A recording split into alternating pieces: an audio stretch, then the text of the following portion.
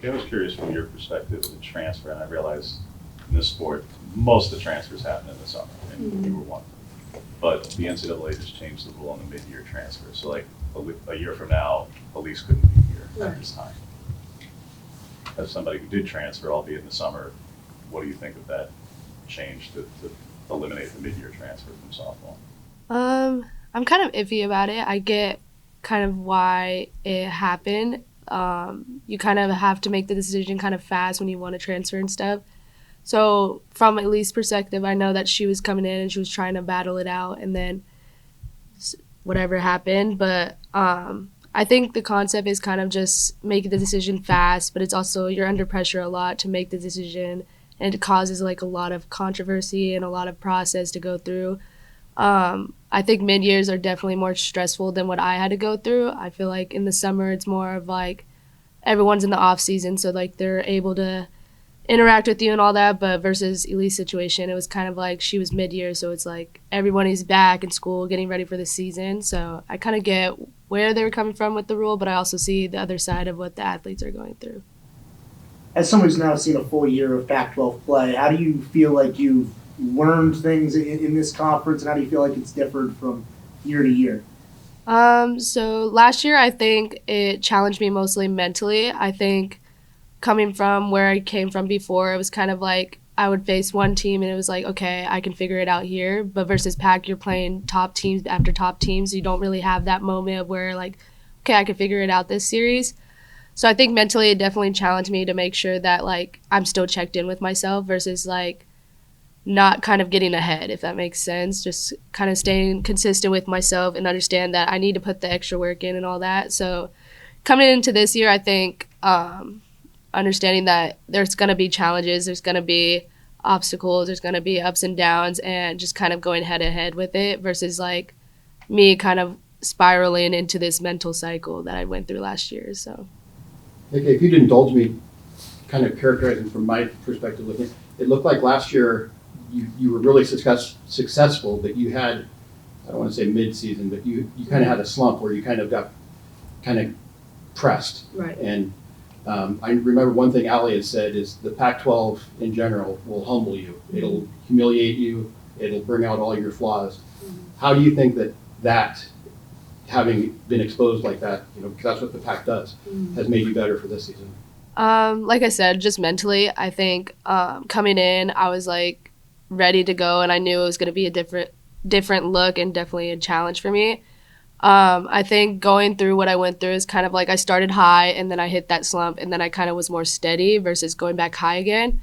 So going through that, I think it was more of like I said, my mentality kind of like what I worked through summer is just kind of making sure that my confidence is always there and understanding that the work I put in is going to show up versus having my confidence be based on my performance. So I think the Pac definitely taught me that is that just because I had one bad at bat or one bad game doesn't dictate what my next couple games are going to look like.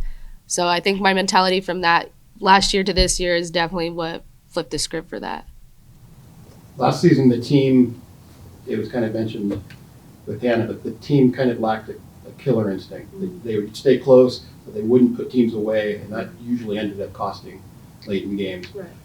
What, in your perspective, has changed on this team, this version, that's going to make them more successful? I would say kind of like our competitiveness, like Hannah said, but also we're making it more of like an expectation versus like what we want to get done. So I think kind of the wording that we're switching this year is just like expecting to win. Like when we come out, we're expecting to win this team. We're expecting for us to execute our plans and all that versus I think last year we were kind of more of like, okay, we want to win, so how are we going to do it versus like already having our plans set and expecting us to accomplish that. What were some specific things you guys worked on in the off season to kind of train this mindset that you've been talking about?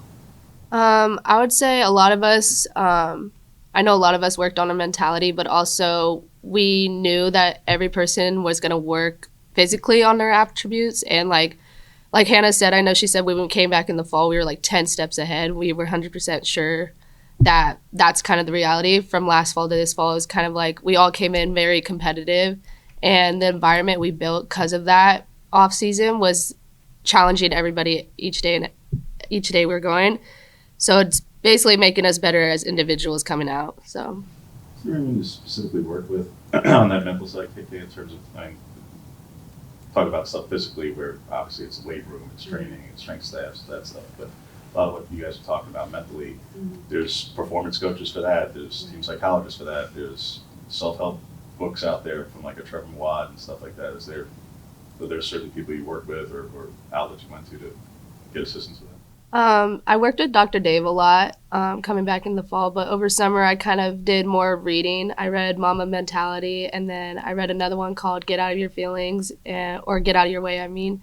But I think it's just also watching videos I've seen online from like Brian Kane, Eric Thomas, and I think all those people kind of really sat with me personally, and just kind of relating to my situation that I knew like my work ethic was always there, but it was kind of translating that to my confidence versus, like I said, playing each game, dictating my confidence kind of thing.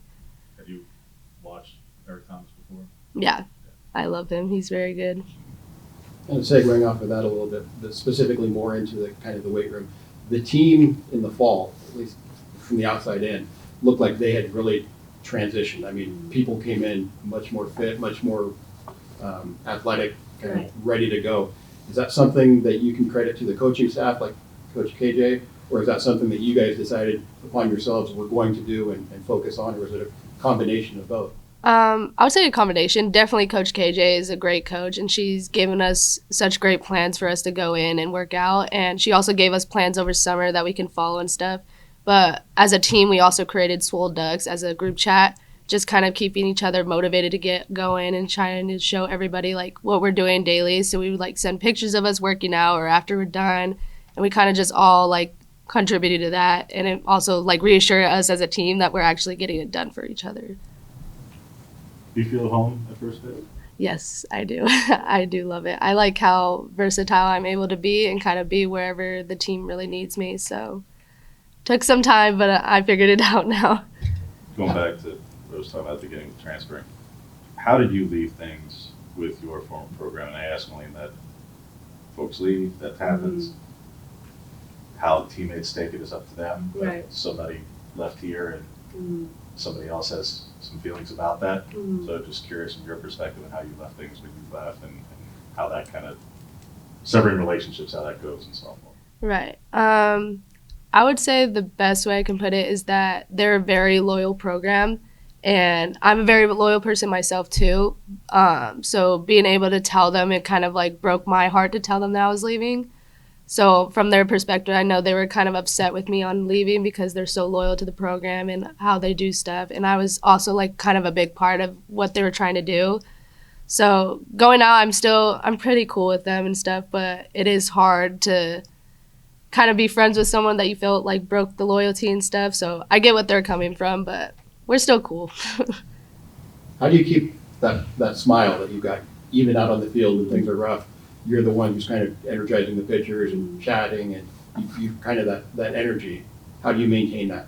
I just enjoy being out there with all the girls. I think I have a lot of fun, no matter if like me personally is doing bad or if we're doing bad. I just enjoy taking it game by game, pitch by pitch, and I know what certain people need. I know other people need me to be that energized and like kind of like, hey, you got it kind of person. Other people just need me to be kind of a step aside and just be there when they need me to come up.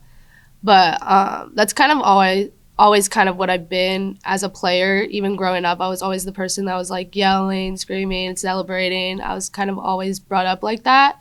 And I think for me personally, it also keeps me checked in with the game and not caught up in like what I'm doing. Just pouring myself out into my teammates definitely helps me a lot. You're very vocal, especially last year when Stevie was in the circle. Is that a relationship between you two? Is that between you and all the pitchers? It's pretty much all the pitchers. I think for Stevie, she kind of has that fire in her. So like that fire is kind of contagious with me. So most of our pitchers this year definitely have it. I feel like they're breaking out of their shell this year finally. So being able to have that fire, I think, pours out into the whole team. So